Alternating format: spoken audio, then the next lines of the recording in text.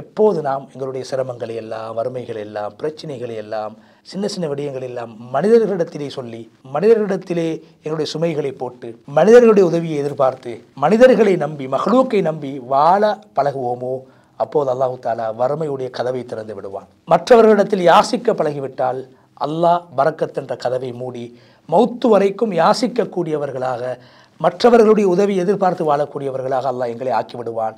எனவே மற்றவர்களிடத்தில் எங்களுடைய தேவைகளை சொல்லி இன்னும் நாங்கள் வறுமையோடு வாழ்வதை விட அல்லாஹ்விடத்தில் எங்களுடைய தேவைகளை செய்து ஹலாலான ஒரு சாதாரண தொழிலை செய்து நாங்கள் எங்களுடைய கால்களிலே நிற்பதற்கு முயற்சிப்போம். அல்லாஹ் எங்களுடைய வாழ்க்கையில் பரக்கத்தை உண்டாக்குவான். இது முதலாவது பாடம். யாசிப்பது அது வறுமையின் கதவை திறந்துவிடும், செல்வத்துடைய கதவை அடைத்துவிடும், எப்போதும் யாசகர்களாக எங்களை மாற்றிவிடும். அல்லாஹ்வை நம்புவோம், ஹலாலான தொழிலை செய்வோம். அல்லாஹ் எங்களுடைய வாழ்க்கையில் பரக்கத்தை உண்டாக்குவான், அபிவிருத்தியை உண்டாக்குவான். நபி ஸல்லல்லாஹு அலைஹி வஸல்லம் அவர்கள் சொன்னதை போன்று மனமான வாழ்க்கையை அல்லாஹ் உண்டாக்குவான். எனவே அடியார்களிடத்திலே தேவை காண்பதை விட்டு நாங்கள் ஒதுங்கியிருப்போம்.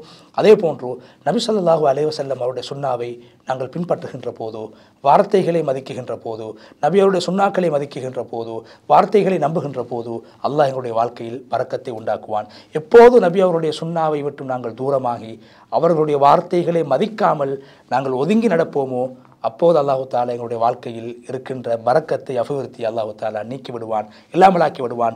சுன்னாவை பின்பற்றுவோம், நபியுடைய வார்த்தைகளை உறுதியாக நம்புவோம், பற்றி பிடித்துக் கொள்வோம். அல்லாஹு தாலா என்னுடைய வாழ்க்கையில் அபு சயீத் அல் குத்ரி ரலியல்லாஹு அன்ஹு அவர்கள் நபி அவர்களுடைய ஒரு வார்த்தையை நம்பினார்கள், அல்லாஹ் பரக்கத்தை உண்டாக்கினான்.